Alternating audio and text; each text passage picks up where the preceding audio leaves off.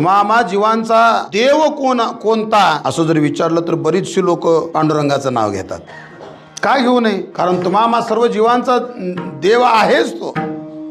पण नामदेवराय काय सांगतात पहा, ज्ञानदेव हाची देव. या जगतामध्ये या सृष्टीमध्ये जर देव म्हणून कोण असतील, तुम्हा जीवांकरता जर देव कोण असेल जीवांचा, तर केवळ भगवान ज्ञानोबाराय आहेत. ज्ञानदेव हाची देव, ऐसा दृढ धरलिया भाव, ज्ञान होय सर्व जीवा, यासी संदेह नाही. शंकाच नाही त्याच्यामध्ये. किंवा नाथराय म्हणतात, ज्ञानदेव ज्ञानदेव म्हणता ज्ञान देव देतो, बरं का. आणि म्हणून त्यांना वर्णन केलंय त्यांचं की भगवान ज्ञानेशो भगवान विष्णू निवृत्ती भगवान हर सोपान भगवान ब्रह्म मुक्ताख्या ब्रह्मचित्त कला अशी व्याख्या केलेली आहे. कळलं की नाही?